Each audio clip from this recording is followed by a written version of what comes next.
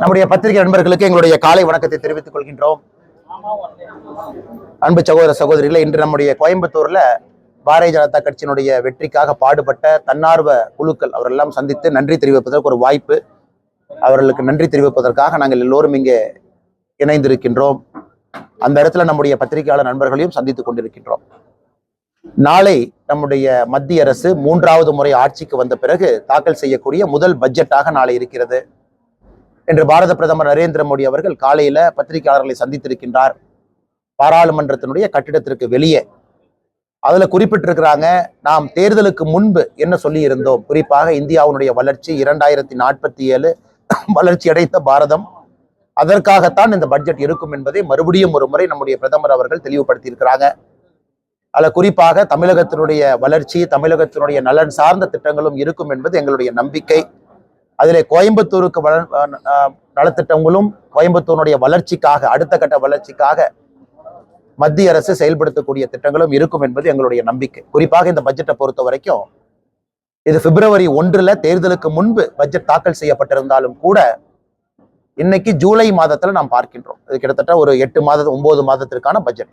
மறுபடியும் அடுத்த ஆண்டு பிப்ரவரி 1 வரை. அதனால இந்த பட்ஜெட் கண்டினியூட்டி, 10 ஆண்டுகள் நம்முடைய பாரதிய ஜனதா கட்சியினுடைய ஆட்சிக்கும் இந்த 5 ஆண்டுக்குமான இந்த பட்ஜெட் ஒரு கண்டினியூட்டியை நம்ம காட்டும். அதனால எந்தவித டீவியேஷனும் இல்லாம இதற்கு முன்பு எந்த கொள்கைகள் குறிப்புகளோடு நம்முடைய ஆட்சி இருந்ததோ அதே போன்றது இருக்கும் என்கின்ற உறுதிமொழியை பிரதமர் அவர்கள் தெரிவித்திருக்கின்றார்கள். அதை தாண்டி நம்முடைய பத்திரிகை நண்பர்களுக்கு கேள்வி இருக்கும், ஒன்னொன்னா கேளுங்கன்னா பதில் சொல்றோம். ஜிஎஸ்டி மிகப்பெரிய ப்ராப்ளம் அப்படின்னு சொல்லியிருந்தோம். அதனால வளர்ச்சி எல்லாம் இருக்குது. ரா மெட்டீரியல் நார்த்ல இருந்து இங்க வர்றது, அவங்க டிரான்ஸ்போர்டேஷன் ப்ராப்ளம் எல்லாம் இருக்கு. ஜிஎஸ்டி குறைக்கும். ஆனா ஜிஎஸ்டியை பொறுத்தவரை ஜிஎஸ்டி வருவதற்கு முன்பும் டாக்ஸ் இருந்தது அப்படிங்கிறத நம்ம மறந்து விடக்கூடாது. குறிப்பாக நம்ம பத்திரிகையாளர் சந்திப்புல பேசும்பொழுது நம்முடைய பத்திரிகை நண்பர்களுக்கும் தெரியும், இதற்கு முன்பு டாக்ஸேஷன் இருந்துச்சு.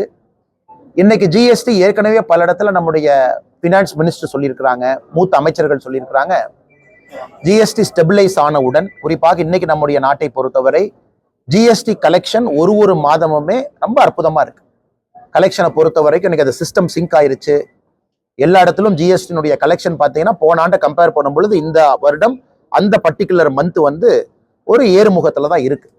அப்படி இருக்கும் பொழுது ரேஷனலைசேஷனை பத்தி நம்ம யோசிப்போம் அப்படின்னு பல இடத்துல ஜிஎஸ்டி கவுன்சில்ல எல்லா நம்முடைய நிதி அமைச்சர்கள் இருக்கும் பொழுது எடுக்கப்பட்ட ஒரு ஒருமித்தமான ஒரு முடிவு. அதாவது நம்முடைய ரேஷனலைசேஷன் எப்ப நம்ம கொண்டு வருவோம், அதற்கான முயற்சி எப்பொழுது நாம் எடுப்போம் என்றால் குறிப்பாக இந்த டாக்ஸ் பேஸ் செட்டில் ஆகும் பொழுது. இன்னைக்கு அது நடக்க ஆரம்பித்திருக்கு. அதற்கான ஆரம்ப விஷயத்தை நம்ம பார்க்கிறோம், கிரீன் ஷூட்ஸ் அப்படின்னு நம்ம சொல்லுவோம்.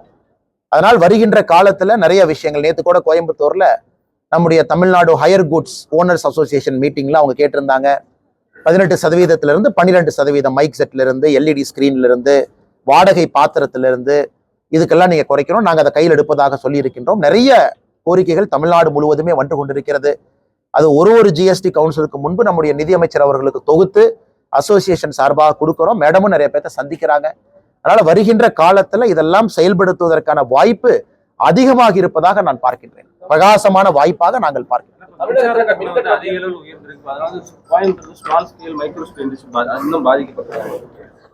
ஆனா இந்த மின்சார கட்டணத்தை பொறுத்தவரை நம்முடைய அன்பு சொந்தங்கள் ஒரு விஷயத்தை புரிந்து கொள்ள வேண்டும். குறிப்பாக இன்னைக்கு தமிழக அரசு பாத்தீங்கன்னா மக்களை முட்டாள் ஆக்குவதற்காக மற்ற மாநிலத்தினுடைய மின்சார கட்டணத்தை ஒப்பீடு செய்யறாங்க. அவங்களே செய்தி குறிப்பும் கொடுக்குறாங்க, இங்க பாருங்க இதான் தமிழ்நாட்டினுடைய மின்சார கட்டணம், மற்ற மாநிலத்தினுடைய மின்சார கட்டணத்தை பாருங்க அப்படின்னு செய்தி குறிப்பு கொடுக்குறாங்க. உதாரணத்திற்கு திமுக தன்னுடைய தேர்தல் அறிக்கையில 221 என்ன சொல்லியிருந்தாங்க அப்படின்னா, மாதத்திற்கு ஒரு முறை மின் கட்டணம் செலுத்தினா போதும் அப்படின்னு. இன்னைக்கு மாதத்துக்கு ஒரு முறை மின் கட்டணம் செலுத்தாதனால வரக்கூடிய பிரச்சனை, பக்கத்து மாநிலத்துல மாதத்துக்கு ஒரு முறை செலுத்துறாங்க. இன்னைக்கு மின் கட்டணம் மாதத்துக்கு ஒரு முறை செலுத்தாதனால வரக்கூடிய பிரச்சனை பாருங்க. உதாரணத்திற்கு கோயம்புத்தூர்ல நான் 200 யூனிட் பயன்படுத்துறேன், மாதத்திற்கு ஒரு முறை மின் கட்டணம் செலுத்துறேன் அப்படின்னா 450 ரூபாய். ஆனா 2 மாதத்துக்கு ஒரு முறை நான் செலுத்துறேன், அப்ப இந்த மாசம் 200, அடுத்த மாசம் 200. அப்ப 2 மாதத்துக்கு ஒரு முறை நான் 400 யூனிட் மின் கட்டணம் செலுத்தும் பொழுது அது 1440 ரூபாய். இப்ப மாதத்துக்கு ஒரு முறை செலுத்தினா இந்த மாசம் 450, அடுத்த மாசம் 450, 900, 200 யூனிட்டுக்கு. ஆனா 2 மாதமும் கால்குலேட் பண்ணி ஒரே 400 யூனிட்டா ஸ்லாப் எடுத்து போட்டாங்கன்னா அது 1440. நான் 540 ரூபாய் வெறும் 200 யூனிட் மின்சாரம் பயன்படுத்தினால இழப்பு எனக்கு 540 ரூபீஸ். இப்ப 300 யூனிட்டுக்கு போலாம். இன்னைக்கு நான் 300 யூனிட் மாசத்துக்கு பயன்படுத்துறேன் அப்படின்னா எனக்கான மின் கட்டணம் 705 ரூபாய். இந்த மாசம் 300, அடுத்த மாசம் 300, திமுக அரசு இருக்கக்கூடிய 2 மாதத்துக்கு ஒரு முறை மின் கட்டணத்தை நான் செலுத்துறேன், 6 யூனிட் செலுத்துறேன் அப்படின்னா அது 2940 ரூபாய். அப்ப 1410 ரூபாய் எங்க இருக்குங்க? 2940 ரூபாய் எங்க இருக்கு?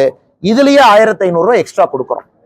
அதனால்தான் மாதம் ஒரு முறை மின்சார கட்டணம் செலுத்துவதற்காக திராவிட முன்னேற்ற கழகத்தினுடைய அரசு சொல்லி இருக்கக்கூடிய வாக்குறுதி 221 நிறைவேற்றினாங்கன்னா குறைந்தபட்சம் தமிழகத்துல யாராக இருந்தாலும் 6000 ரூபாய் குறைந்தபட்சம் அவங்களுக்கு சேமிப்பு கிடைக்கும். இது பக்கத்து மாநிலத்துல பண்ண ஆரம்பிச்சிட்டாங்க. ஆனா திமுக இதை மறைப்பதற்காக பக்கத்து மாநிலத்துல 1 மாசமோ இங்க 2 மாசமோ ஸ்லாப் மாறும், அதை வச்சு ஒரு கம்பாரிசன் காட்டி கொண்டிருக்கின்றார்கள். இதனால பிரச்சனை என்னன்னாங்கன்னா, அடுத்து நீங்கள் அண்ணன் கேட்ட கேள்வி, குறிப்பாக கமர்ஷியல் கனெக்ஷன்ஸ் நீங்க போனீங்கன்னா நான் சொல்லி இருப்பது இன்னும் 2-3 மடங்கு பெருசா இருக்கு. இது தமிழகத்தினுடைய தொழில் வளர்ச்சிக்கு ஒரு மிகப்பெரிய தேக்க நிலையை உண்டாக்கி இருக்கு. அதுல எந்த மாற்று கருத்தும் இல்லை. அடுத்து 2வது பாருங்க, தமிழகத்துல 15 வயசுல இருந்து 29 வயசுக்குள்ள வேலை இல்லாத பட்டதாரிகள் 17.5%. நான் சொல்ற டேட்டாவை திமுக சேலஞ்ச் பண்ணட்டும், இது ரொம்ப முக்கியமான ஒரு விஷயங்கண்ணா. 15 வயசுல இருந்து 29 வயசு வரைக்கும் தமிழகத்துல வேலை இல்லாத பட்டதாரிகள், குறிப்பாக 15 வயசு தான் குழந்தை தொழிலாளர். நிறைய பேர் கன்ஃபியூஸ் பண்ணி கூடாதுங்கண்ணா. 15 வயசு கீழே இருக்கும் பொழுதுதான் குழந்தை தொழிலாளர் நம்ம சொல்றோம். 15 இயர்ஸுக்கு மேல நான் ஹசார்டஸ் இண்டஸ்ட்ரியில வேலை பார்க்கலாம். ஸோ 15 வயசுல இருந்து 29 வயசு வாலிப வயசுல தமிழகத்துல 17.5% வேலை வாய்ப்பு இல்லை. இது குஜராத் பக்கத்து மாநிலத்துல பாருங்க 6.1%, கர்நாடகா மகாராஷ்டிரா எடுத்துக்கங்க 7%, 8%. 17.5% தமிழகத்துல வேலை வாய்ப்பு இல்லை என்பதை திமுக முதல்ல ஒத்துக்கணும். இது பாராளுமன்றத்தினுடைய கொஸ்டின் ஆன்சர் செஷன்ல ஒரு அமைச்சர் கொடுக்குறாங்க. 2022-23க்கான டேட்டானா அதுக்கான கடைசி டேட்டா தான் இன்னைக்கு இந்திய அரசு பப்ளிஷ் பண்ணியிருக்காங்க. 2022-23, 23-24க்கான டேட்டா நம்ம கையில இல்ல. இந்த பத்திரிகையாளர் சந்திப்பு முடிச்ச பிறகு நான் உங்களுக்கு கொடுக்குறேன் அந்த டேட்டாவை. அதனால் இன்னைக்கு தமிழகத்துல வேலை வாய்ப்பு இல்லை என்பது அதிகமாகி இருக்கிறது. அதற்கு பல காரணம். குறிப்பாக சிறு குறு தொழில் செய்யறவங்க மின்சார கட்டணம் ஒன்று, பல விஷயத்திற்காக அவங்க ரெக்ரூட் பண்றதை குறைக்கிறாங்க. ஒரு தேக்க நிலையை தமிழகத்துல பார்க்க ஆரம்பிக்கின்றோம். தமிழகத்திற்குள்ளே வந்திருக்கக்கூடிய உதாரணத்திற்கு எஃப்டிஐ இன்வெஸ்ட்மெண்ட் பாருங்க. தமிழகத்திற்குள்ளே வந்திருக்கக்கூடிய எஃப்டிஐ இன்வெஸ்ட்மெண்ட் மற்ற மாநிலத்தை பார்க்கும் பொழுது ரொம்ப குறைவா இருக்கு. உதாரணத்துக்கு நான் ஒரு டேட்டா உங்களுக்கு கொடுக்குறேன் பாருங்க. இன்னைக்கு தமிழகத்திற்குள்ள வந்திருக்கக்கூடிய எஃப்டிஐ இன்வெஸ்ட்மெண்ட் பாருங்க, 2024ல 20,157 கோடி, ஒரு வருஷத்துக்கு 20,157 கோடி வந்திருக்கு.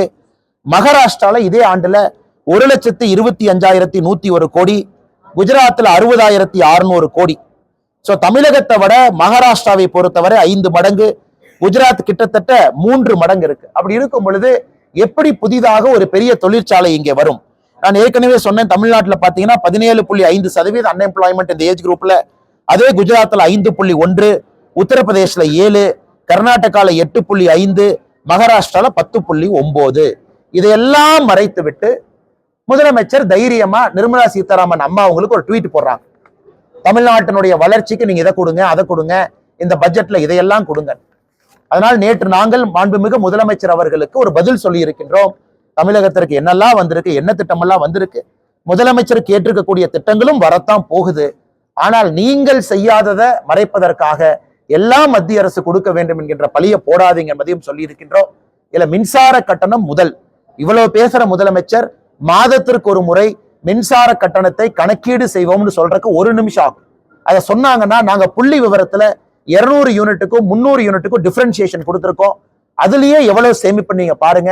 300 யூனிட் கிட்டத்தட்ட 1,400 சில்லற ரூபாய், 1,500 ரூபாய் சேமிப்பு வருது. இதையெல்லாம் செய்யாம முதலமைச்சர் அவர்கள் எதோ பேசுறாங்க.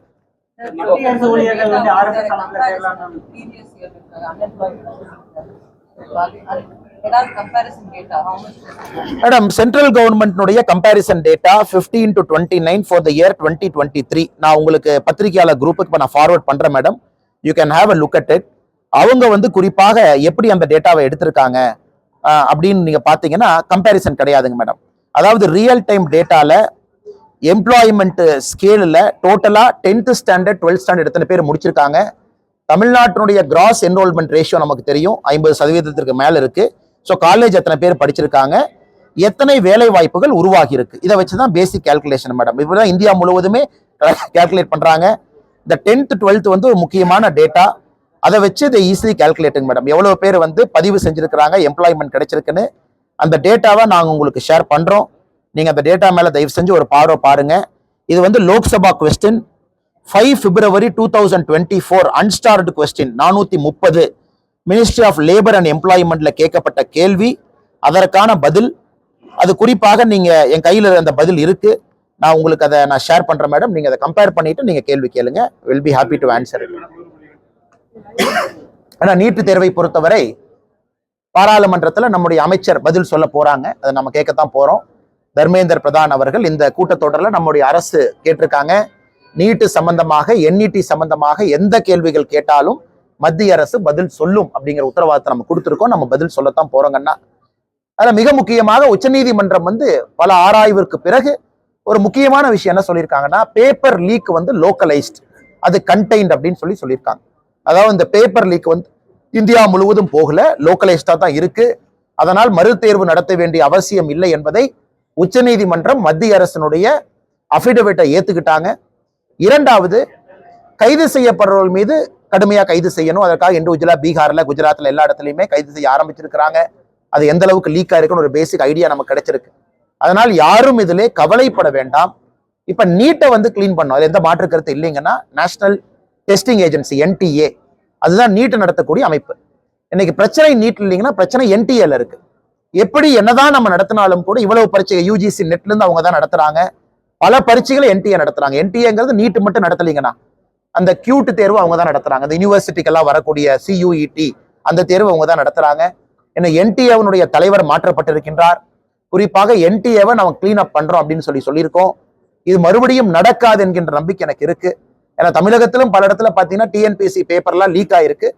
நாம சிஸ்டத்தை சரி பண்ணணுமோ தவிர அதுக்காக ஒரு எக்ஸாமை நம்ம கேன்சல் பண்ண முடியாது. நீட் ஆதாரத்தின் அடிப்படையில் it is a good performing exam. நிறைய பேர் தமிழ்நாட்டில் 59% இந்த ஆண்டு பாஸ் பண்ணியிருக்கிறாங்க. கடந்த 5 ஆண்டுல பெஸ்ட் ரிசல்ட் இது. அதனால் பாராளுமன்றத்துல நம்முடைய அமைச்சருடைய பதிலுக்காக காத்திருப்போம். ஜனநாயகத்துல எல்லா தேர்ந்தெடுக்கப்பட்ட உறுப்பினர்கள் கேள்வி கேட்க போறாங்க. இது முழுமையாக நம்முடைய அமைச்சர் அவர்கள் பதிலளிக்கத்தான் போறாங்க. ஆனா இப்போதைக்கு உச்சநீதிமன்றம் சொல்லி இருப்பது போல it's a very localised contained தான். இது ஒரு பெரிய அளவுல பாதிப்பு இல்லாத காரணத்தினால் மறுபரீட்சை தேவையில்லை என்கின்ற உச்சநீதிமன்றத்தினுடைய கருத்தை உங்கள்கிட்ட மறுபடியும் நான் பிரதிபலிக்கிறேன். விவசாயிகளுக்கு கௌரவ நீதி மாநில அரசாங்கத்துடைய விவசாயிகளுடைய எண்ணிக்கையை குறைச்சிருக்கிறாங்கன்னு சொல்லியிருக்காங்க. அது சம்பந்தமா தமிழக பாஜக அழுத்தம் தருமா? ஆனா நம்முடைய விவசாயத்துறை அமைச்சர் திரு சிவராஜ் சிங் சௌஹான்ஜி அவங்ககிட்ட தொலைபேசி மூலமாக சில நாட்களுக்கு முன்பு நான் பேசியிருந்தேன் தமிழக பாரதிய ஜனதா கட்சி சார்பாக. அப்ப ஐயாட்ட என்ன சொன்னோம்னா, நீங்க ஒரு ஃபேக்ட் ஃபைண்டிங் கமிஷன் தமிழகத்திற்கு அனுப்பணும் மத்திய அரசு சார்பாக.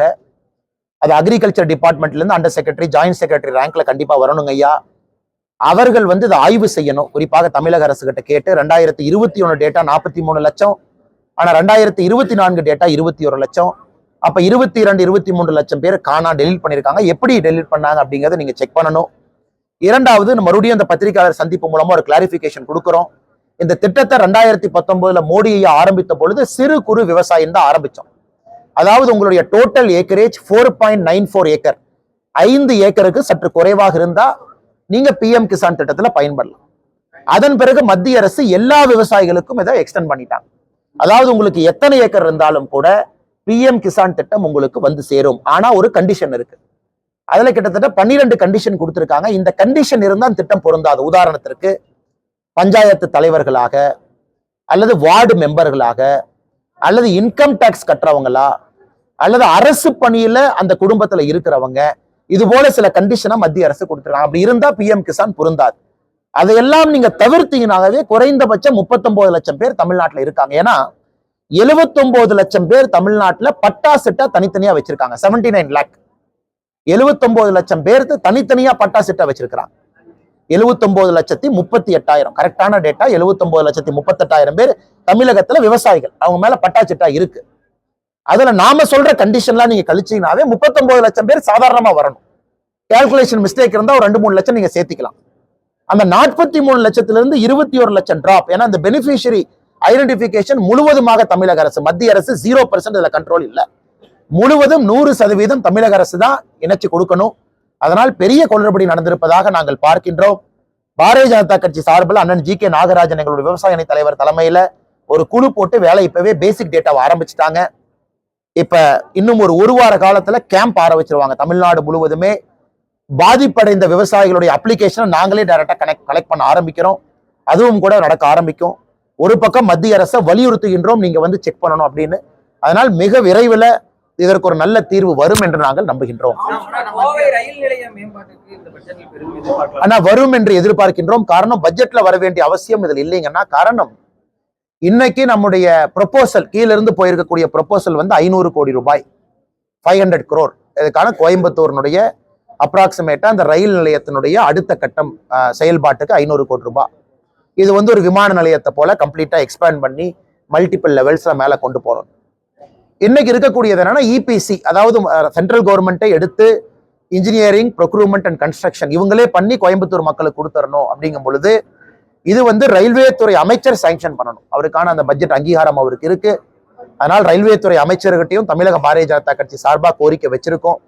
கோயம்புத்தூர் ரயில்வே நிலையத்தை PPPA மாடல் வேண்டாம், அதாவது பப்ளிக் பிரைவேட் பார்ட்னர்ஷிப் இல்லாம இன்ஜினியரிங், ப்ரொக்யூர்மெண்ட், கன்ஸ்ட்ரக்ஷன் EPC மாடல்ல மத்திய அரசு எடுத்து இந்த ரயில்வே நிலையத்தை வடிவமைத்து கோயம்புத்தூர் மக்களுக்கு அர்ப்பணிக்க வேண்டும் என்கின்ற கோரிக்கையை வச்சிருக்கோம். அதனால் இது பட்ஜெட்ல வர வேண்டும் என்கின்ற அவசியம் இல்லை. EPC மாடல் வந்து ரயில்வே போர்டுக்கு போய் ரயில்வே துறை அமைச்சர் அவங்க அப்ரூவல் கொடுப்பாங்க. அதனால் மிக விரைவில் அந்த அறிவிப்பு வர வேண்டும் என்பது எங்களுடைய வேண்டுகோள். அது வரும் என்று நாங்கள் நம்புகின்றோம். அண்ணா, எங்களுடைய தேர்தல் வாக்குறுதியாக கோயம்புத்தூருக்கு நம்ம என்ன கொடுத்திருக்கோம், அதையெல்லாம் தனித்தனியாக ஒரு அமைச்சர்கள்ட்ட நாங்க ஃபாலோ அப் பண்ண ஆரம்பிச்சிருக்கோம். ஒரு அமைச்சராக ஃபாலோ பண்ண ஆரம்பிச்சிருக்கோம். அதுல பெரிய திட்டங்கள் நிச்சயமாக பட்ஜெட் மூலமாகத்தான் வரணும். அதுல எந்த மாற்று கருத்தும் இல்லைங்கன்னா. அதற்கு எங்களுக்கு 5 பட்ஜெட் இருக்குங்கண்ணா. இந்த ஆட்சியில 5 முறை, இந்த இப்ப இருக்கக்கூடிய மோடிஜி 3.0ல 5 வாய்ப்பு இருக்கு பெரிய திட்டத்தை அது மூலமா கொண்டு வரணும். மற்றதெல்லாம் அமைச்சருடைய டிஸ்கிரிஷன்ல இருக்கிறது, அல்லது உள்துறை அமைச்சருடைய டிஸ்கிரிஷன்ல இருக்கக்கூடிய NIA கொண்டு வரணும், NCB கொண்டு வரணும், அது போன்ற திட்டங்கள். அல்லது மருத்துவ அமைச்சர் கையில் இருக்கக்கூடிய கெரியாட்ரிக்ஸ் பேஷண்ட்டுக்கு, அதாவது 60 வயதுக்கு மேல இருக்கவங்களுக்கான சிறப்பு மருத்துவமனை கோவையில, கேன்சர் மருத்துவமனை, இதெல்லாம் தனித்தனியா ஃபாலோ பண்ண ஆரம்பிச்சிட்டாங்கன்னா, அது நம்முடைய கட்சி ஃபாலோ பண்ண ஆரம்பிச்சிருக்கு. இதே மாதிரி தமிழ்நாடு முழுவதுமே, கோயம்புத்தூருக்கு இங்க நான் போட்டிட்டு இருந்தாலும் கூட தமிழ்நாடு முழுவதுமே இருப்பதை எல்லாம் தொகுத்து ஒரு அமைச்சராக சந்தித்து கொடுக்க ஆரம்பிச்சிருக்கிறோம். இது நிச்சயமாக வருகின்ற காலத்துல நிறைவேற்றப்படும். அது உதாரணத்துக்கு ரயில்வே அப்படிங்கிறத உதாரணத்துக்கு நம்ம சொன்னோம், நிறைவேற்றுறோம். அப்படிங்கிறத தாண்டி அதுல இருக்கக்கூடிய பிரச்சனைகளையும் கண்டுபிடித்து அது எந்த மோட்ல வந்தா மக்களுக்கு நன்றாக இருக்கும் என்பதையும் புரிந்து கொண்டு இன்னைக்கு அதுக்காக நாங்க வந்து போராட ஆரம்பித்திருக்கின்றோம். வருகின்ற காலத்துல ஒன்றொன்றா நீங்க பாப்பீங்க. உள்துறை அமைச்சர் அவர்களையும் கோயம்புத்தூருக்கு கொண்டு வருவதற்கான முயற்சியில இறங்கியிருக்கோம். காரணம், கோயம்புத்தூரினுடைய பாரதிய ஜனதா கட்சியினுடைய கட்டடம் திறப்பு விழாவுக்கு தயாரா இருக்கு. அதனால் பாரதிய ஜனதா கட்சி சார்பாக உள்துறை அமைச்சர் அவங்களை கொண்டு வரணும். அவர்கள் மூலமாக சில காரியங்களை கோயம்புத்தூருக்கும் செய்யணும். அவர் வரும் பொழுது இந்த கட்டடத்தை பாரதிய ஜனதா கட்சிக்கு திறந்து வைக்க வேண்டும் என்பதற்காக எல்லா வேலையிலும் இறங்கியிருக்கோம். நான் ஏற்கனவே சொன்னது போல உள்துறை அமைச்சர் அவங்ககிட்ட சில வேண்டுகோள் பாக்கி இருக்கு, அவங்ககிட்ட செய்யணும்னு நாங்க கேட்கிறோம். ஆனால் வருகின்ற காலத்தில் நீங்க பாப்பீங்க, இது ஒன்றொன்றாக செயல்படுத்தி கொண்டு வருவோம். மாநில தலைவர்களுக்கு வந்து பாதுகாப்பு இல்லை அப்படிங்கிறாரு. இதே போல ஆம்ஸ்டாங் கொலை வழக்குல வந்து ஒரு சில கட்சி உறுப்பினர்கள் சேர்த்துட்டாங்க.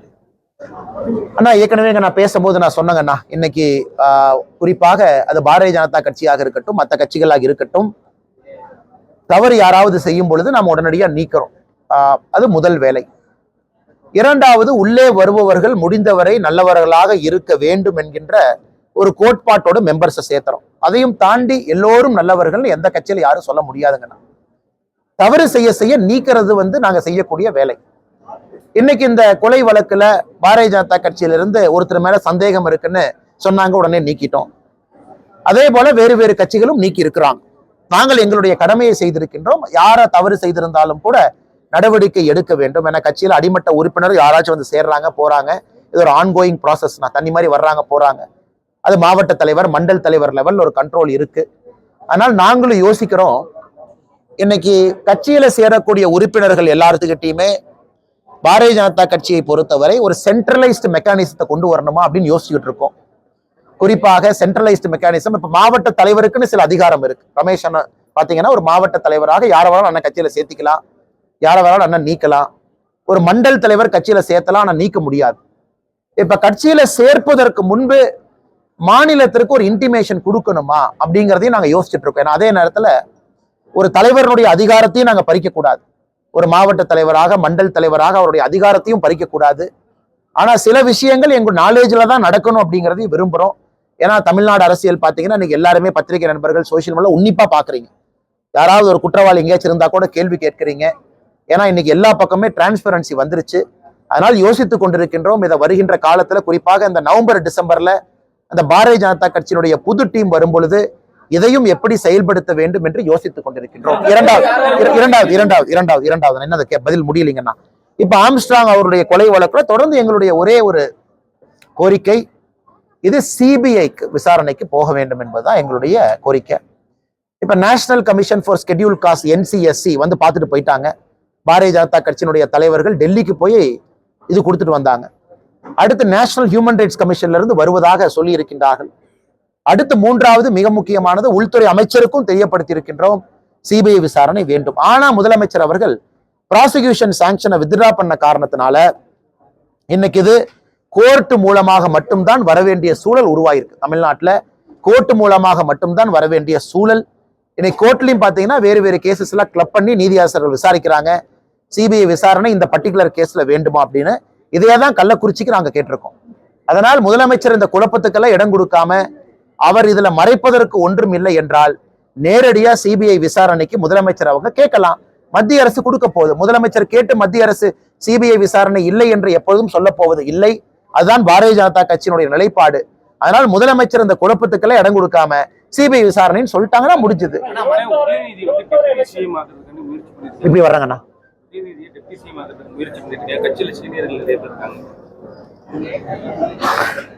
அண்ணா நான் ஏதாச்சும் சொன்னா அப்புறம் உதயநிதி ஸ்டாலின் அறிக்கை கொடுப்பாரு. இது பாரதிய ஜனதா கட்சியினுடைய சதி திட்டம். அண்ணாமலை அவர்களுக்கும் பாரதிய ஜனதா கட்சிக்கு வேலை இல்லை. இது நாங்கள் போட்ட பகல் திட்டம் தான் உதயநிதி ஸ்டாலின் அவர்களை தமிழகத்தினுடைய முதலமைச்சர் ஆக்கணும்னா, நாங்க தமிழகத்துல திமுக இருந்து மக்களை காப்பாற்றணும்னு நினைக்கும் பொழுது நாங்கள் எதுக்கு சதி திட்டம் போட போறோம் உதயநிதி ஸ்டாலின் அவர் துணை முதலமைச்சர் ஆக்கணும் அப்படின்னு. அதனால் எங்களை பொறுத்தவரை முதலமைச்சருக்கு அருகதை இருக்கா? இருக்கு. யாரை வேண்டுமானாலும் துணை முதலமைச்சரா அவர் அறிவிக்கலாம். ஆனா அரசியலமைப்பு சட்டத்துல இடம் இல்லை, ஆனா வச்சுக்கலாம், தவறு கிடையாது. பாரதிய ஜனதா கட்சி ஆளுகின்ற மாநிலத்திலும் துணை முதலமைச்சர் இருக்கிறாங்க கூட்டணியில. முதலமைச்சருக்கு முழு அருகதை இருக்கா? இருக்கு. அவர் யாரை வேணாலும் துணை முதலமைச்சர் ஆக்கலாம். ஆனா அது தமிழக மக்களுக்கு மறுபடியும் ஒரு வெட்ட வெளிச்சத்தை காட்டும். திமுக எப்படிப்பட்ட கட்சி என்பதை தமிழக மக்கள் உணர்ந்து கொள்வதற்கு உதயநிதி ஸ்டாலின் அவர்கள் துணை முதலமைச்சராக பொறுப்பு ஏற்கிறாங்க, முதலமைச்சர் ஆசைப்படுறாங்கன்னா அந்த நாள் தமிழக மக்களுக்கு மறுபடியும் தெரியும். அதே நேரத்துல சீனியர்ஸை பொறுத்த வரைக்கும், கட்சியில் இருக்கக்கூடிய உறுப்பினரை பொறுத்த வரைக்கும், என்னங்கன்னா உங்களுக்கு வேலைனா போஸ்ட் ஓட்டுறதுதான் நம்ம வேலை அப்படிங்கிறத மறுபடியும் அன்னைக்கு அவங்க உறுதிப்படுத்தத்தான் போறாங்க. அதனால் இதுல நான் கருத்து சொல்வதை விட அந்த நிகழ்வு நடக்கும் பொழுது தமிழக மக்கள் தங்களுடைய கருத்தை சொல்லுவாங்க.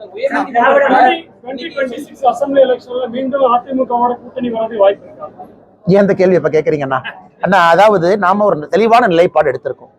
தேசிய ஜனநாயக கூட்டணியுடைய தலைவர்கள் நீங்க பாக்குறீங்க, விக்கிரவாண்டியில, திருச்சியில, எல்லா இடத்திலும் ஒன்றாக இருந்து மக்களுக்கு ஒரு மெசேஜ் கொடுத்திருக்கோம்.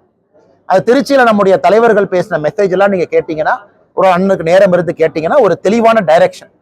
தமிழ்நாட்டுல ஒரு மாற்றம் வர வேண்டும் என்றால் பிரச்சனையை உருவாக்குனவங்கனால சரி பண்ண முடியாது. இவங்க பிரச்சனையை உருவாக்கி இருக்கிறாங்க. தண்ணி பிரச்சனை, விவசாய பிரச்சனை, தொழில் பிரச்சனை, வேலை வாய்ப்பு பிரச்சனை எல்லாம் உருவாக்கி இருக்கிறாங்க. ஆனா தமிழ்நாட்டுல ஒரு மாற்றம் வர வேண்டும் என்றால் பிரச்சனையை உருவாக்காதவங்க சேரும் பொழுது மட்டும்தான் மாற்றம் வரும். அதுல தெளிவாக இருக்கின்றோம். அது 2026 அது நடக்கும். மத்திய அரசு ஊழியர்கள் வந்து RSSல சேர்றதுக்கு தடை விதித்திருக்கிறத காங்கிரஸ் கட்சி 1966 தடை விதித்திருக்கு. அதை வந்து நீக்கி இருக்காங்க மத்திய அரசு. ஆனா இன்னைக்கு RSS வந்து ஒரு பொலிட்டிக்கல் ஆர்கனைசேஷன் கிடையாது. இன்னைக்கு மத்திய அரசுடைய ஊழியர்கள் ராமகிருஷ்ணா மிஷன்ல இருக்கலாம். RSSல மெம்பர்ஷிப் கிடையாது. அது முதல்ல புரிஞ்சுக்கணுங்கண்ணா. It is not a membership organisation. இப்ப நண்பர்கள் RSS பொறுத்த வரைக்கும் ஒரு ஐடி கார்டு கொடுப்பாங்க, நமக்கு ஒரு மெம்பர்ஷிப் நம்பர். RSSல யாருக்கும் மெம்பர்ஷிப் கிடையாது. யாராக இருந்தாலும் வாலண்டரியா வந்துட்டு போக வேண்டியதான். அதே போலதான் ராமகிருஷ்ணா மிஷன், அதே போலதான் பல இயக்கங்கள். இன்னைக்கு இந்தியாவை பொறுத்தவரை இந்திரா காந்தி அம்மையார் அவர்கள் சுதந்திரத்துக்கு பிறகு ஒரு முறை, மகாத்மா காந்தி ஐயா அவருடைய படுகொலைக்கு பிறகு ஒரு தடை, பாபரி மஸ்ஜித் போது ஒரு தடை, எமர்ஜென்சியின் போது ஒரு தடை, 2-3 தடைகளை பார்த்த இயக்கம் RSS இயக்கம். இன்னைக்கு RSS இயக்கத்துல யாரு வேண்டுமானாலும் விருப்பம் இருக்கிறவங்க போலாம், வெளியே வரலாம். அந்த இயக்கத்துல மெம்பர்ஷிப் இல்லாதனால கட்டுப்பாடு இல்லை, கான்ஸ்டியூஷன் இல்லை, இப்படித்தான் இருக்கணும், நீ செவ்வாய்க்கிழமை மீட்டிங் வரணும், புதன்கிழமை வரணும் இல்லை. அதனால இதுல எந்தவித பிரச்சனையும் நான் பார்க்கல இல்லைங்கண்ணா. ஏன்னா மெம்பர்ஷிப் இருந்தா தானே ஒரு பிரச்சனை. மெம்பர்ஷிப் இருக்கு. செகண்ட், ஆர்எஸ்எஸ்ஐ பொறுத்தவரை அவர்கள் ஒரு ஐடியாலஜிக்கல் ஆர்கனைசேஷன். இந்த நாட்டிற்காக இன்னைக்கு கிட்டத்தட்ட 100 ஆண்டுகளை கம்ப்ளீட் பண்ண போற ஒரு சோசியோ ஆர்கனைசேஷன். பல துறையில வேலை பார்க்கறாங்க, பல அமைப்புகள் அவங்களுக்கு இருக்கு, மாணவர் இதுல இருக்கிறாங்க. அதே போல ஆர்எஸ்எஸ் இயக்கம் பாத்தீங்கன்னா பிளட் பேங்க்ல இருந்து சேவா பாரதியாக பல இடத்துல நூற்றுக்கணக்கான இயக்கங்கள் ஆர்எஸ்எஸ் கீழே பணிபுரியுறாங்க. அதனால இதுல எந்த விதமான இது இல்லையா. உதாரணத்திற்கு நேத்து PN பிரகாஷ் ஐயா பேசினாங்க சென்னையில. நான் ஒரு ஆர்எஸ்எஸ் இயக்கத்துல இருந்த ஒரு மனிதன், சென்னை உயர்நீதிமன்றத்துல நான் நீதியரசராக பணியாற்றி இருக்கின்றேன். நான் ரிட்டையர் ஆனோடனே எல்லாரும் என்கிட்ட வந்து சொன்னாங்க, ஐயா ரொம்ப நேர்மையா நீங்க பணியாற்றி இருக்கிறீங்க, நாங்க பாராட்டுறோம் அப்படின்னு. அவர் அதான் நேற்று அந்த மேடையில சொன்னாங்க, சென்னையில மோகன் பகவத் ஐயா இருக்கும்பொழுது சொன்னாங்க, ஒரு நீதியரசராக நான் ஆவதற்கு முன்பே ஆர்எஸ்எஸ் இயக்கத்திற்காக நான் போராடி இருக்கின்றேன், கைது செய்யப்பட்டிருக்கின்றேன், சிறைக்கு சென்றிருக்கின்றேன், வெளியே வந்திருக்கின்றேன். என்ன நீதியரசர் ஆக்கும் பொழுது கேட்டாங்க, கைதாயிருக்கு. ஆமான்னு சொன்னேன். எதுக்கு கைதாக்கிறீங்க? ராமர் கோவில் கட்ட வேண்டும் என்கின்ற ஆர்ப்பாட்டத்துக்காக கைதாக்கியிருக்கேன்னு சொன்னேன். அதன் பிறகு நான் நீதியரசர் ஆயிருக்கிறேன்.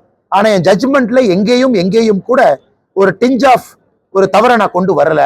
நான் ரிட்டையர் ஆகும் பொழுது எல்லாம் இஸ்லாமிய சொந்தங்கள்லாம் வந்து என்னை பாராட்டினாங்க, ஹைகோர்ட்லயும் ஒரு வார்த்தையை பயன்படுத்தினாங்க.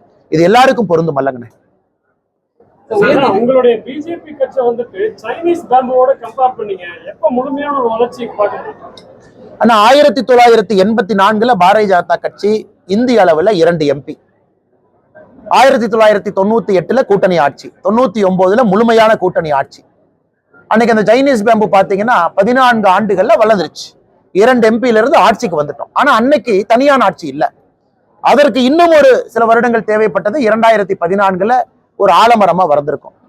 2019 ஒரு பெரிய சாதனைங்கன்னா கம்யூனிஸ்ட் பார்ட்டி ஆஃப் சைனாவை ஓவர்டேக் பண்ணி மெம்பர்ஷிப் அதிகமா வந்திருக்கு. இன்னைக்கு உலகத்துல ஒரு democratic party, Communist Party of China, CPC is not democratic party. ஒரு டெமோக்ராட்டிக் பார்ட்டியா அதிக மெம்பர்ஸ் இருக்கிறது பாரதிய ஜனதா கட்சி இன்னைக்கு அடிப்படையில். ஸோ அந்த பாத்தீங்கன்னா 1984 to 1998, 99, 2019, 24 பல பரிமாண வளர்ச்சி. இன்னைக்கு தமிழகத்துல அதே போல இந்த வலிமையான வேர்கள் வந்து இன்னைக்கு 11% ஓட்டு கொடுத்துருக்குங்கண்ணா. 2024 பாராளுமன்ற தேர்தல், 2026 அடுத்த படி.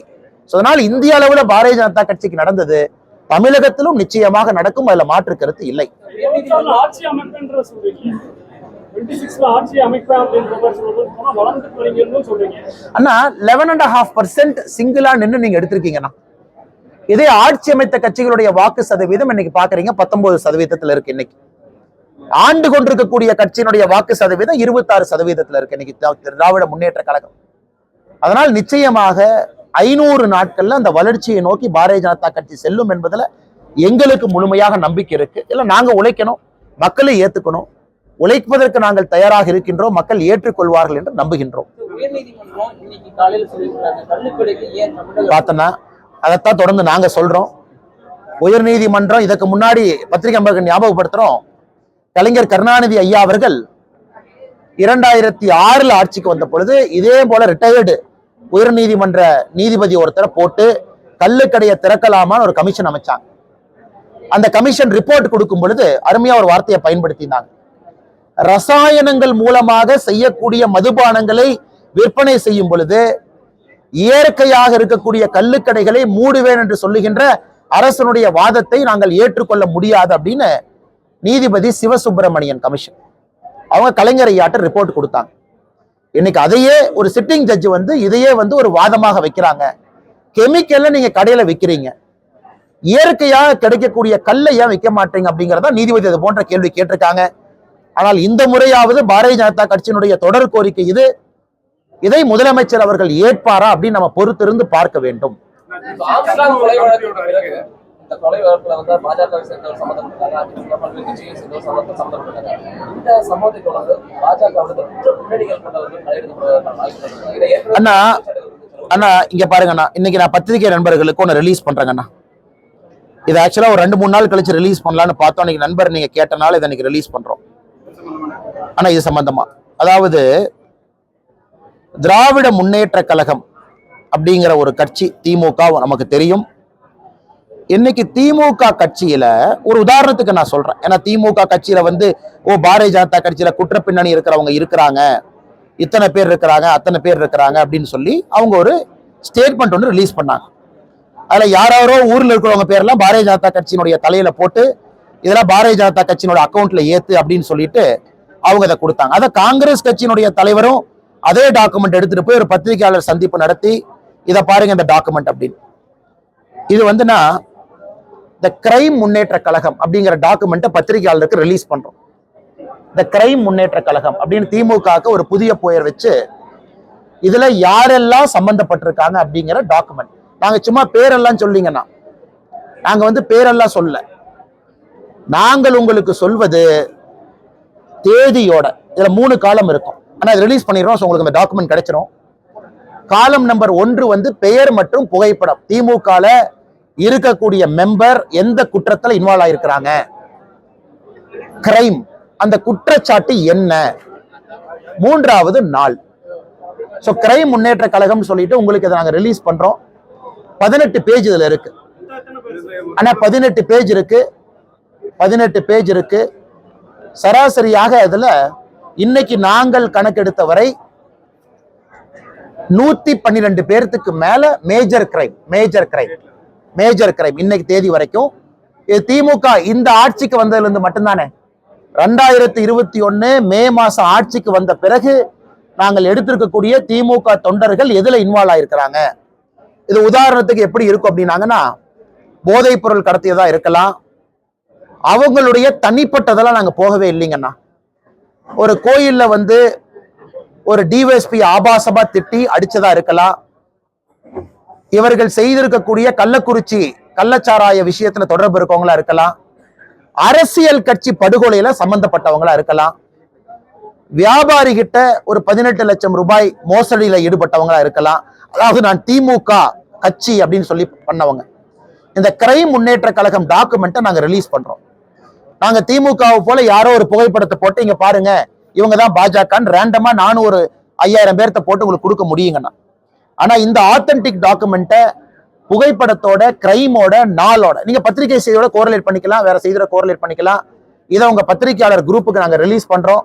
இதை நீங்க முதல்ல பாருங்கண்ணா. இதை பார்த்தீங்கன்னாகவே திராவிட முன்னேற்ற கழகம் ஆட்சிக்கு வந்த பிறகு குற்ற பின்னணி இருப்பவர்கள் திமுகவை பயன்படுத்தி எப்படி இங்க குற்றம் செய்யறாங்க அப்படிங்கிறது உங்களுக்கு தெரியும். ஆனா எல்லாம் தெரிஞ்ச பேர் தானே உங்களுக்கு. ஃபர்ஸ்ட் முதல் நபர் வந்து ஜாஃபர் சாதிக்ல இருந்து ஆரம்பிச்சு இதுல நீங்களே ஆச்சரியமா இருக்கு உங்களுக்கு. வேலு, கன்னிக்குட்டு, பழனிசாமி, அதாவது பேரை சொல்லணும் அப்படிங்கறதுக்காக நாங்க ஒரு 10 பேர்த்த சொல்லிங்கன்னா குற்ற பின்னணி இது வந்து ஒரு நேஷனல், ஒரு தமிழ்நாட்டு லெவல்ல கவர் ஆயிருக்காது. ஆனா சேலத்துல கவர் ஆயிருக்கும், தென்காசியில கவர் ஆயிருக்கும், ஆனா கோயம்புத்தூர்ல கவர் ஆயிருக்காது நியூஸ் பேப்பர்ல. இது மொத்தமாக சேகரிச்ச பெயர்கள். நீங்க பாருங்க, அடுத்த பிரஸ் மீட்ல நீங்க கேட்கத்தான் போறீங்க. திமுக அதுக்கு பதில் சொல்லும் நீங்க கேள்விக்கு. அன்னைக்கு நான் முழுமையா அதுக்கு பதில் சொல்றேன். இந்த பத்திரிகையாளர் சந்திப்பு முடிச்சோடனே உங்க வாட்ஸ்அப் குழுக்கு அதை அனுப்பிச்சிடும். பாருங்க, இத்தனை நாள் ஆச்சு அவங்களுக்கு, இத்தனை நாள் ஆச்சு. இந்த ராமர் அவருடைய புகழை தெரிந்து கொள்வதற்கு திமுகவுக்கு ராமருக்கு செருப்பு மாலை போட்ட ஒரு கட்சி. அதாவது இந்த கட்சியினுடைய ஐடியாலஜிக்கல் மென்டார் திமுக என்று சொல்வதை விட இந்த கட்சி யாரால் உருவானதோ, சித்தாந்தம் யாருகிட்ட இருக்கோ, ராமருக்கு செருப்பு மாலை போட்டவர்கள் இன்னைக்கு திமுகவினுடைய சட்டத்துறை அமைச்சர் அண்ணன் ரகுபதி அவர்கள் சொல்றாங்க, சமூக நீதி ராமர் காலத்தில் இருந்துச்சு, சமநீதி ராமர் காலத்தில் இருந்துச்சு. அதைத்தான் இன்னைக்கு திமுக பின்பற்றுறாங்க. இதைத்தான் நாங்க சொல்றோம். ராமர் ஆட்சி வேண்டும், ராமருக்கு கோவில் வேண்டும்னு தொடர்ந்து சொல்றது. எல்லா கடவுளும் ஆட்சி ஆளவில்லை, ராமர் மட்டும்தான் ஆட்சி ஆண்டார். அதனாலதான் ராமராஜ்யம். இவங்க உள்ள ராமனுக்கு முக்கியத்துவம் கொடுக்குறாங்க. பாரதிய ஜனதா கட்சி எல்லா கடவுளுக்கும் முக்கியத்துவம் கொடுக்கும், மாரியம்மனுக்கும் சரி, கருப்பணசாமிக்கும் சரி, முருகபெருமானுக்கும் சரி, விநாயகருக்கும் சரி. ஆனா ராமராஜ்யம் ஏன் சொல்றோம்னா, மிச்ச கடவுள் ஆளவில்லை, அவர்கள் நம்மை வழி நடத்தினார்கள். ஆனால் ராமர் ஒரு மனிதனாக வந்து ஆட்சி நடத்தினால அந்த ஆட்சி எப்படி இருந்தது அப்படிங்கிறது ராமராட்சி. இன்னைக்கு திமுகவினுடைய சட்டத்துறை அமைச்சர் பாருங்க, அதாவது சிறைக்கு யாரெல்லாம் போறாங்களோ குற்றவாளிகளை கண்காணிக்க வேண்டிய அமைச்சர் அவர்கள் இன்னைக்கு நாங்களும் ராமராட்சிட்டாங்க. இப்ப எந்த அளவுக்கு போறாங்கன்னா, காமராஜர் ஆட்சின்னு போன வாரம் சொன்னாங்க, இந்த வாரம் ராமராட்சிங்கிறாங்க. அடுத்த வாரம் என்ன சொல்லுவாங்க எங்களுக்கு டவுட்டா இருக்கு. அதனால செருப்பு மாலை போட்ட ஒரு இயக்கத்திலிருந்து வந்திருக்கக்கூடிய கட்சி இன்னைக்கு தமிழக மக்களிடம் மன்னிப்பு கேட்பதாகத்தான் இதை நான் பார்க்கிறேன்.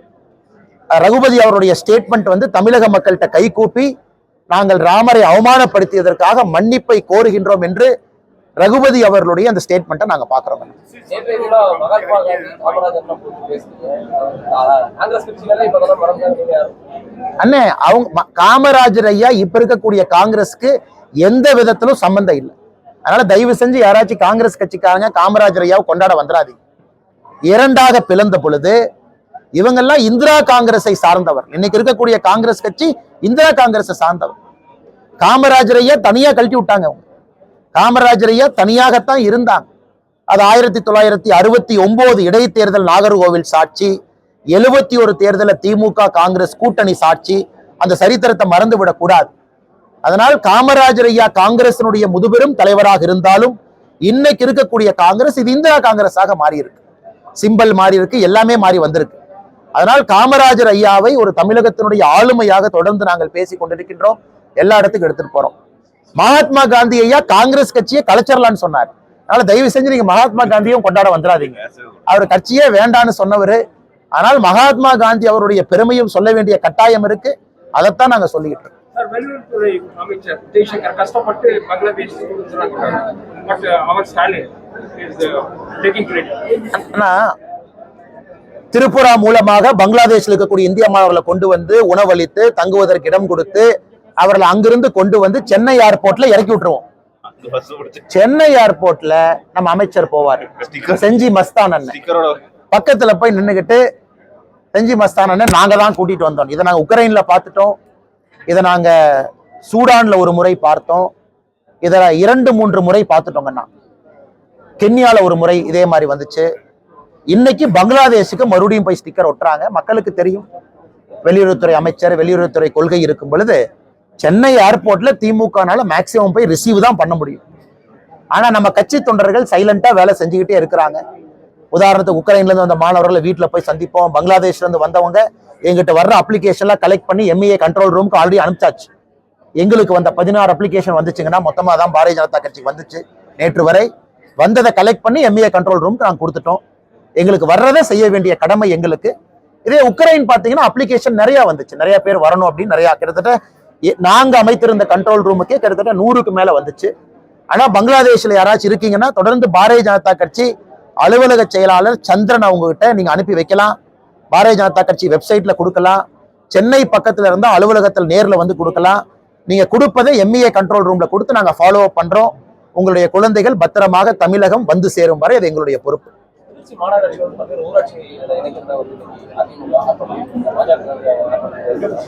ஆனா தெரியுதுங்கன்னா நம்மளுடைய கட்சி அங்க எடுத்திருப்பாங்க. நான் உங்களுக்கு விரிவா நான் பேசுறேங்கண்ணா. நன்றி அண்ணா, ரொம்ப நன்றி. தேங்க்யூ அண்ணா. நீங்க மேடம் ஏதோ கேட்க வந்தீங்க?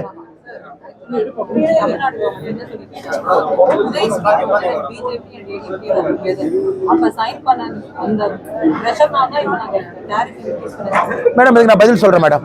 இப்ப மேடம் கேக்குறாங்க இந்த மாதிரி தமிழ்நாடு அரசு மின் கட்டணத்தை உயர்த்தும் பொழுதெல்லாம் இந்த உதய் ஸ்கீம் மேல பணிய போடுறாங்க அப்படின்னு. ஒரு விஷயத்தை நம்ம நல்லா புரிஞ்சுக்கணுங்க. ஒரு 20 நிமிஷம் இதற்கு முன்பு பிரஸ் மீட் நம்ம கொடுத்துருக்கோம். உதய் ஸ்கீமை பத்தி அதுல இருக்கக்கூடிய சிஸ்டம் எல்லாம் நம்ம கொடுத்துருக்கோம். அது மறுபடியும் உங்களுக்கு ஒரு அறிக்கையை அன்னைக்கு கொடுக்கிறோம். மத்திய அரசு எங்கேயும் மின்சார கட்டணத்தை உயர்த்துங்கள் என்று எங்கேயும் சொல்ல போவது கிடையாது.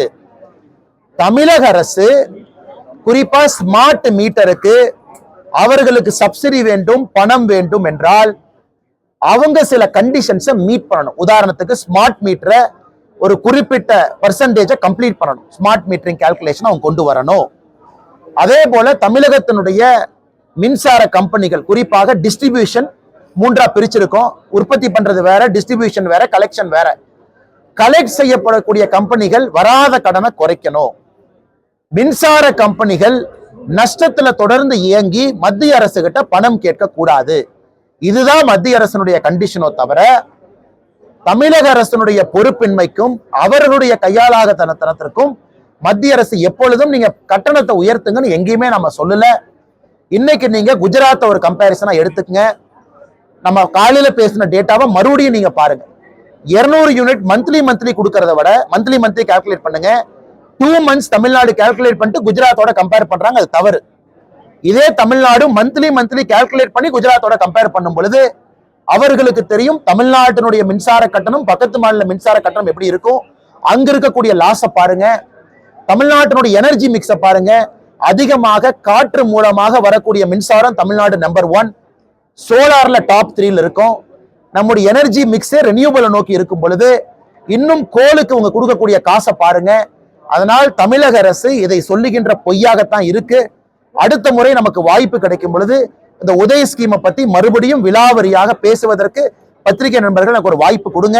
ஆனா இன்னைக்கு நேரம் இல்லாத காரணத்தினால உங்களுக்கு அந்த அறிக்கையை மறுபடியும் வாட்ஸ்அப் குரூப்ல அன்எம்ப்ளாய்மெண்ட், உதய ஸ்கீமுக்கான டாக்குமெண்ட், மூன்றாவது நீங்க கேட்ட கிரைம் முன்னேற்ற கழகத்தினுடைய டாக்குமெண்ட் 3ம் உங்க வாட்ஸ்அப் குழுவில் நாங்க பகிர்ந்தோம். நன்றி. 10 வருஷத்துல வந்து மத்திய அரசு சமஸ்கிருத மொழி வளர்ச்சிக்காக அதிக நிதி ஒதுக்கியிருக்காங்கன்னு சொல்லிட்டு ஆனா இதை நான் பல இடத்துல சொல்லியிருக்கேன். தமிழ் பல்கலைக்கழகம் எத்தனை இருக்கு, சமஸ்கிருதத்துக்கான பல்கலைக்கழகம் எத்தனை இருக்கு, ஹிந்திக்கான பல்கலைக்கழகம் எத்தனை இருக்கு. அதனால் அவர்களை பொறுத்தவரை எத்தனை பல்கலைக்கழகம் இருக்கோ அதுக்கு கொடுப்பாங்க. தமிழ்நாட்டில் முதலமைச்சர் அவர்கள் நாளை காலையில இன்னும் ஒரு 3-5 மத்திய அரசு பல்கலைக்கழகம் வேண்டும் என்று கேட்டால் நாங்க டெல்லிக்கு போய் அதை வாங்கிட்டு வர்றோம். அதற்கு அடுத்த வருஷத்திலிருந்து புரோரேட்டா பணம் கொடுப்பாங்க. அதாவது தமிழ் பல்கலைக்கழகம் எத்தனை இருக்கோ அவ்வளவு பணம், சமஸ்கிருதம் எவ்வளவு இருக்கோ அவ்வளவு பணம். சமஸ்கிருதம் இந்தியா முழுவதும் வேறு வேறு மாநிலத்துல ஒரு ஆட்சி அதை தொடங்குறாங்க. யூபியில தொடங்குறாங்க, ராஜஸ்தான்ல தொடங்குறாங்க, டெல்லியில தொடங்குறாங்க. சோ சமஸ்கிருத பல்கலைக்கழகங்கள் அதிகமா இருக்கு, ஹிந்தி பல்கலைக்கழகங்கள் அதிகமா இருக்கு. தமிழ்நாட்டுல தமிழ் பல்கலைக்கழகங்கள் நம்முடைய ஊருக்குள்ள மட்டும் இருக்கு. இன்னைக்கு முதலமைச்சர் அவர்கள் அதை அதிகப்படுத்தினா அதற்கான வரக்கூடிய நிதியும் அதிகமா இருக்கும். அதனால முதலமைச்சர் அதை புரிந்து கொள்ளாமல் தமிழ்நாட்டுக்கு தமிழ் பல்கலைக்கழகம் இவ்வளவுதான் கொடுத்தாங்கன்னு சொல்றதை விட எத்தனை தமிழ் பல்கலைக்கழகம் இருக்கு, எத்தனை சமஸ்கிருத பல்கலைக்கழகம் இருக்கு, எத்தனை ஹிந்தி பல்கலைக்கழகம் இருக்குன்னு சொன்னா தெரியும். எல்லா பல்கலைக்கழகத்திற்கும் சமமாகத்தான் நிதி போகுது. அதை யாரும் அதிகப்படுத்தியோ குறைத்தோ கொடுக்க முடியாது. ஆனா இந்த மொழி வளர்ச்சி எல்லாமே பல்கலைக்கழகங்கள் மூலமா தான் போகுது. தஞ்சை தமிழ் பல்கலைக்கழகத்துக்கு பணம் வருது, CICT central institute of classical Tamil தரமணிக்கு பணம் வருது. ஸோ இன்ஸ்டிடியூஷன்ஸ் அதிகமா இருந்தா பணம் அதிகமா போகும், இன்ஸ்டிடியூஷன்ஸ் குறைவா இருந்தா பணம் குறைவா போகும். ஏன்னா நீங்க எவ்வளவு நிதி கொடுத்தாலும் அதை செயல்படுத்தக்கூடியவர்கள் இன்ஸ்டிடியூஷன். CICT ஒண்ணுதான் இருக்குன்னா தரமணியில central institute of classical Tamil. முதலமைச்சர் இன்னொரு 10 ஏக்கர் 20 ஏக்கர் நிலம் கொடுக்கட்டும், சவுத் தமிழ்நாட்டில் நாங்க ஒண்ணு கொண்டு வர்றோம். ஆனா நிலம் அவர் கொடுக்கணும், நாங்க கொண்டு வர்றோம். முதலமைச்சர் அவர்கள் தஞ்சை தமிழ் பல்கலைக்கழகம் ஒண்ணு இருக்கு, இன்னொன்னுக்கு ப்ரொபோசல் அனுப்பட்டும், நாங்க அப்ரூவல் வாங்கிட்டு வர்றோம். அதனால் பல்கலைக்கழகங்களை அதிகப்படுத்தினால் வரக்கூடிய நிதி ஆட்டோமேட்டிக்கா அதிகமாகும். ஏன்னா மத்திய அரசை பொறுத்தவரை நிதியை இந்த அமைப்புகள் மூலமாக மட்டும்தான் செலவு செய்ய முடியுமோ தவிர அவங்க தன்னிச்சையா தமிழை வளர்க்கறக்கோ, சான்ஸ்கிரிட்டை வளர்க்கறக்கோ, ஹிந்தியை வளர்க்கறக்கோ செலவு பண்ண முடியாதுங்கண்ணா. நன்றிங்க ஐயா.